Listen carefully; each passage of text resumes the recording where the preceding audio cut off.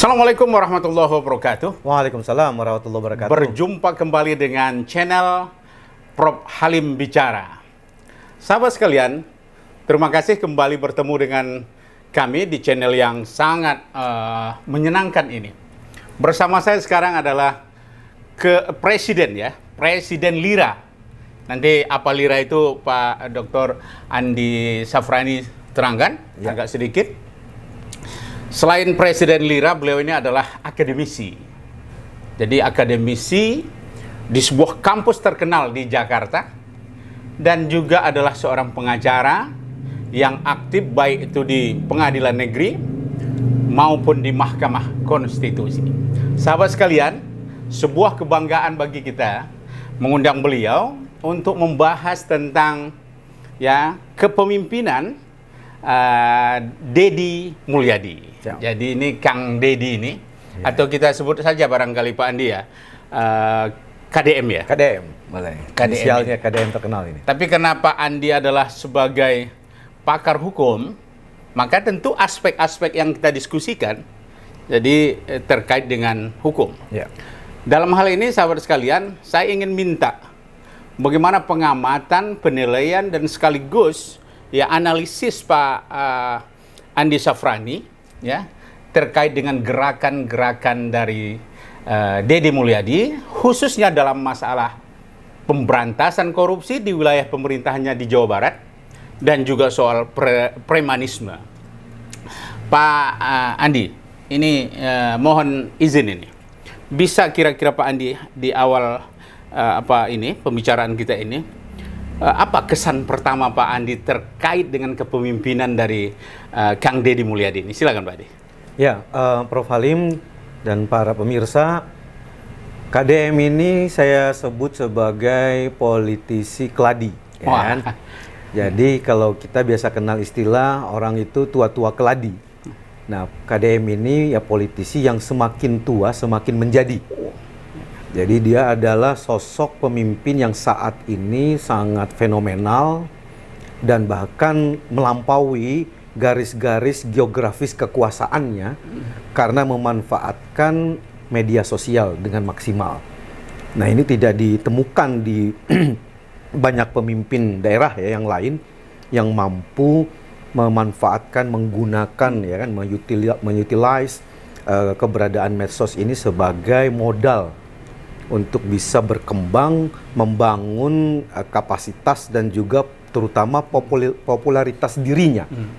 Jadi KDM ini gubernur yang tak lagi disekat dengan batas wilayah kekuasaannya Jawa Barat, karena dia sudah semacam menjadi ikon pemimpin yang dianggap menginspirasi gitu, karena langkah-langkahnya yang berani menerobos dari kekakuan dan punya mimpi besar gitu untuk memperbaiki sistem.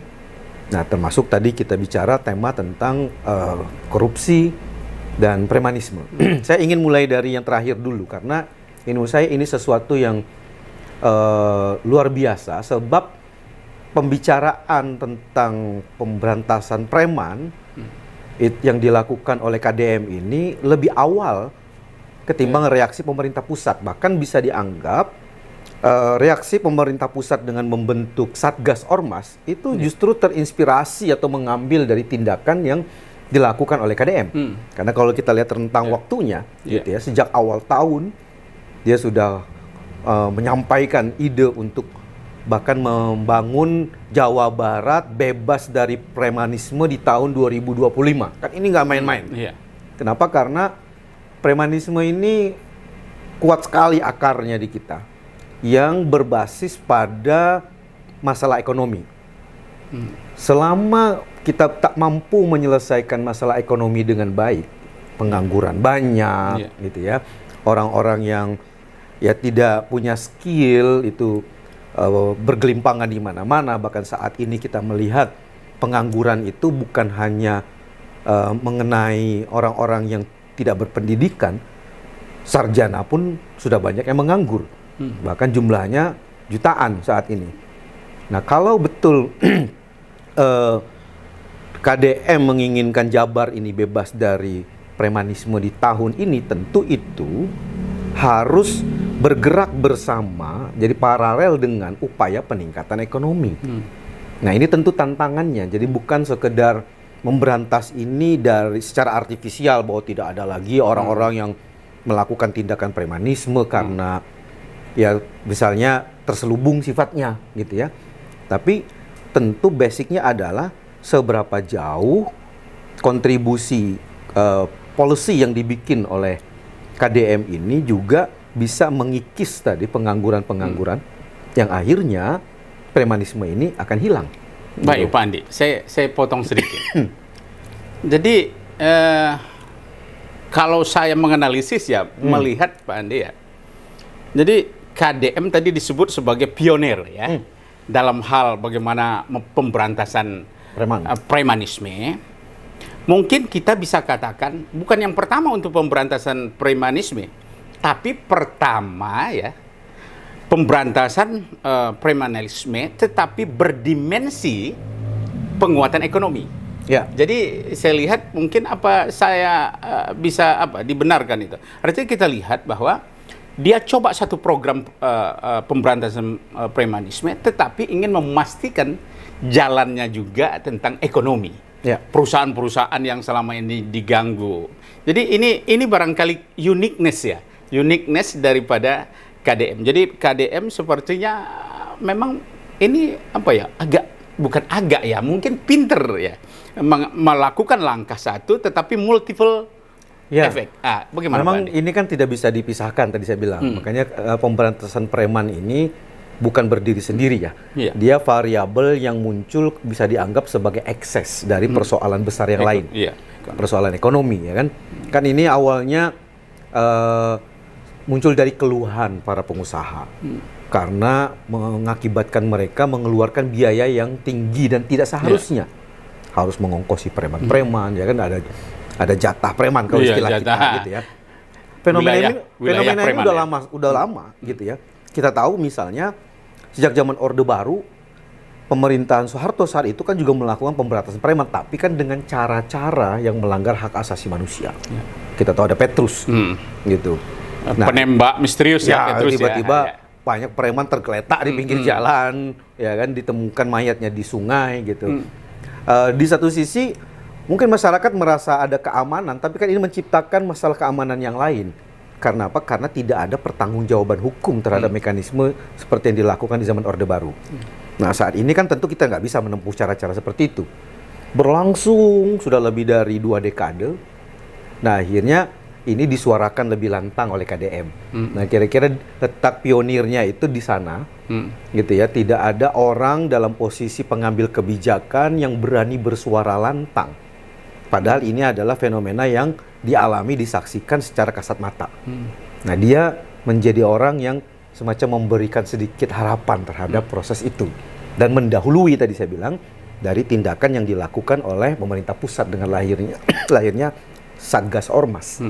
Nah, di sini saya lihat kelebihan dari KDM gitu. Baik, Pak Andi.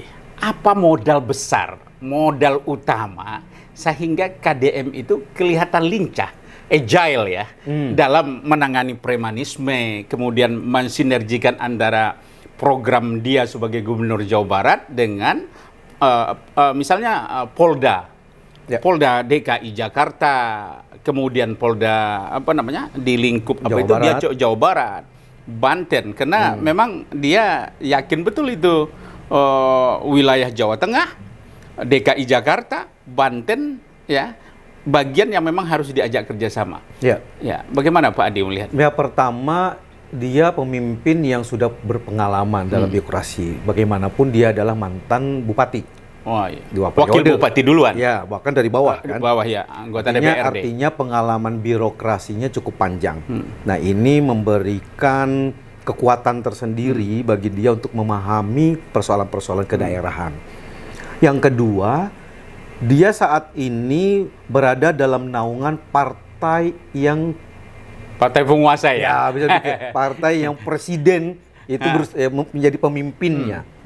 Nah, dengan naungan partai besar seperti ini itu juga menambah kepercayaan diri dari seorang KDM gitu ya.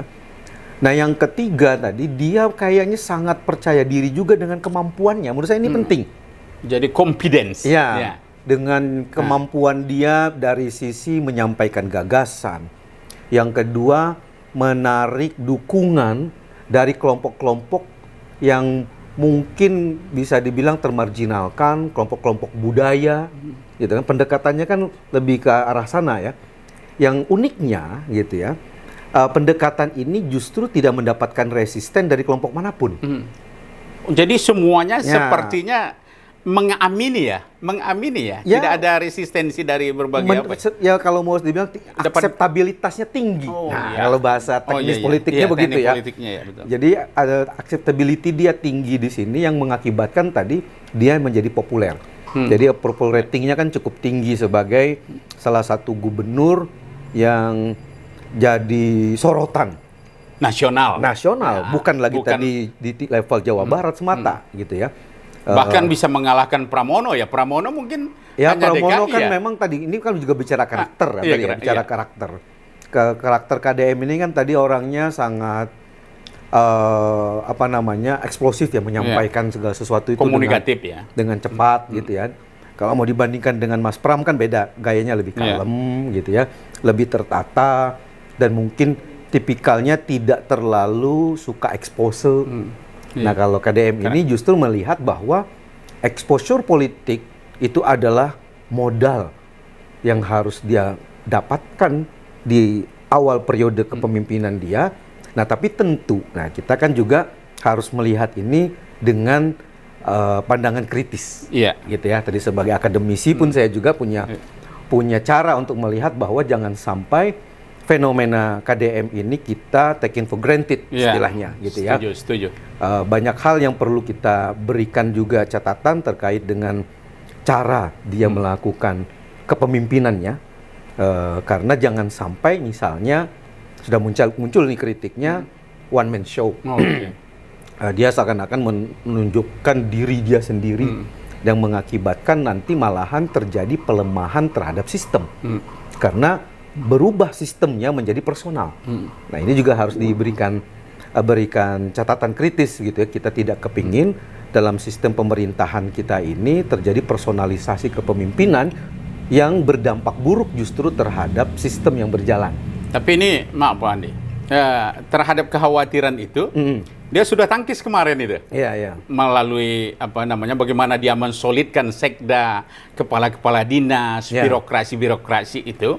Dia bahkan menyatakan jangan khawatir karena memang sistem jalan. Nah, ini sebuah, saya pikir sebuah penguatan, sebuah yang mau meyakinkan masyarakat. Satu terakhir tentang pertanyaan premanisme ini. Kira-kira apa yang harus dilakukan oleh KDM, terutama dalam regulasi ya?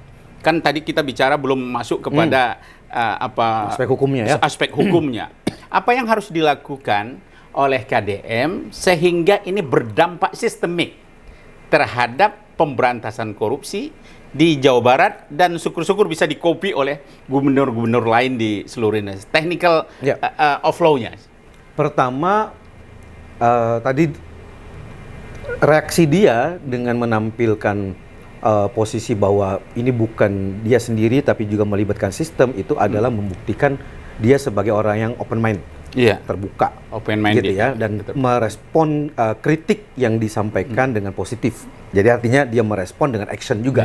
Nah, ini yang tentu kita harapkan, artinya dia bisa membuka dirinya terhadap masukan-masukan itu. Nah, dalam rangka mensistematisasi tadi policy yang dia lakukan, terobosan-terobosan yang dia bikin, maka produknya haruslah berupa policy tertulis. Jadi di sini kita memang perlu membaca lebih banyak produk kebijakan apa yang dikeluarkan oleh KDM. Misalnya kan kita tahu kepala daerah itu bisa membentuk pergub ya kan? Yang lebih besar lagi misalnya perda, karena itu dibuat bersama-sama dengan DPRD gitu ya. Kemudian instruksi-instruksi apa yang secara tertulis, yang isinya tentu harus berkelindan tadi berkelindan dengan upaya penguatan ekonomi masyarakat. Oke. Karena tanpa ke arah sana, misalnya keinginan untuk menghilangkan korupsi, keinginan untuk menghilangkan premanisme, itu akan berhadapan dengan kenyataan pahit bahwa situasi masyarakatnya masih belum naik derajat ekonominya. Akhirnya kan mereka kembali lagi nanti memilih jalan preman sebagai cara bertahan hidup. Nah, ini yang saya kira ke depan perlu dilakukan lebih sistematis dengan melalui tahapan-tahapan yang diberikan kewenangannya kepada KDM selaku kepala daerah. Nah, saya kira di dalam undang-undang pemerintah daerah kita bisa melihat banyak sekali aspek kewenangan yang bisa dimaksimalkan gitu ya, dalam rangka untuk mencapai tujuannya. Nah, di sini menurut saya apa yang diinginkan oleh KDM harus berupa kebijakan nyata, produk hukum ya, yang berbasis pada produk hukum. Dan produk hukum ini juga harus dibikin tadi secara transparan, partisipatif, yang ujungnya adalah menghasilkan kebijakan yang mendapatkan dukungan publik dan akhirnya goalnya bisa tercapai. Saya kira untuk ini aspek yang ini saya ingin satu tambahan pertanyaan aspek ini. Nah, untuk mengarah kepada yang Pak Andi sebut itu, maka bagaimana kelihatannya supporting dari DPRD? Jadi kan istilahnya kalau kita lihat legislatifnya ada, eksekutifnya, kemudian tentu ada yang namanya NGO atau di luar sistem itu, apa namanya, organisasi-organisasi kemasyarakatan. Nah, bila melihat dari legislatif di DPRD maupun apa namanya NGO, organisasi kemasyarakatan, bagaimana Pak Andi melihat apakah pihak-pihak yang terkait ini juga supporting terhadap kegiatan atau niat baik atau gerakan dan kebijakan KDM ini? Iya, menurut saya di sini letak kecerdasan dari KDM ya. Dia tadi membangun terlebih dahulu approval rating yang tinggi. Dan itu kan tadi saya bilang akseptabilitas yang tinggi. Ketika seorang pemimpin punya akseptabilitas dan populer, maka kebijakan-kebijakan yang baik tentu akan dapat dengan gampang mendapatkan dukungan publik. Dan ketika dukungan publik ini tinggi, instrumen politik yang ada di DPR, partai-partai tidak punya pilihan kecuali mengikuti. Nah, ini kan cara kerja yang dahsyat. Di sini modal besarnya itu dia di sini udah punya modal popularitas dengan yang luar biasa. Tadi partainya juga partai penguasa, gitu ya. Kinerja bagus. Nah, ini jadi modal sehingga menurut saya dia tidak akan menghadapi hambatan serius gitu ya dalam mendapatkan dukungan dari parlemen. Jadi, dan dengan modal ini justru kita berharap tadi dia bisa lebih maksimal mewujudkan mimpi-mimpinya ini yang indikatornya harus bisa diukur. Nah, ini saya kira juga salah satu yang menjadi PR lanjutan gitu dari KDM agar kebijakannya tadi itu memiliki indikator yang jelas sehingga misalnya kan ini kita baru bicara belum 1 tahun kan, masih panjang ini ya periode kepemimpinannya, tapi kalau dia bisa menawarkan indikator yang jelas dan terukur dalam 1 tahun ke depan era pemerintahan mungkin rujukannya visi misi dia yang dijanjikan ya. Itu kan akhirnya nanti tentu pelan-pelan dukungan ini semakin besar dan dia bisa menjadi tauladan bagi pemimpin yang lain. Nah, tentunya ya ini juga akan menjadi godaan buat dia ke depan, tidak hanya melihat posisi Jawa Barat tadi sebagai lokus kepemimpinan dia, ya kan, bisa menembus batas nasional di pemilu yang akan datang. Baik, Pak Andi, kita dari aspek yang pertama kita sudah sangat menuki dan kita optimis ya. Saya juga percaya dengan itu bahwa memang KDM ini adalah fenomena pemimpin fenomenal. Dan ini jarang sekali saya pikir ya. Jarang sekali seorang pemimpin yang tadinya Jakarta itu adalah meraup sentral perhatian dari seluruh daerah, tetapi sekarang mata orang, telinga orang, semuanya tertuju ke Jawa Barat karena adanya KDM. Baik sahabat sekalian, diskusi kita tentang premanisme dan KDM kita cukupkan dan semoga kita semua dapat memberikan partisipasi aktif ya, baik kepada pemerintah Jawa Barat dan juga pemerintahan yang lainnya ya, di daerah-daerah lainnya. Saya pikir partisipasi kita, pemikiran kita, kritik kita terhadap pemerintah penyelenggara negara ini dipentingkan. Jadi dialog kita hari ini juga bukan berarti mendukung secara membabi buta, tetapi analisis berbasis data dan berbasis keilmuan. Sahabat sekalian, sebelum saya akhiri, jangan lupa subscribe, share, and like ya channel Prof. Halim Bicara. Dan kita nanti dengan Pak Andi juga akan bicara tentang korupsi yang memang menjadi musuh rakyat bersama. Jangan lupa tunggu rekaman dan diskusi kita berikut. Terima kasih. Assalamualaikum warahmatullahi wabarakatuh.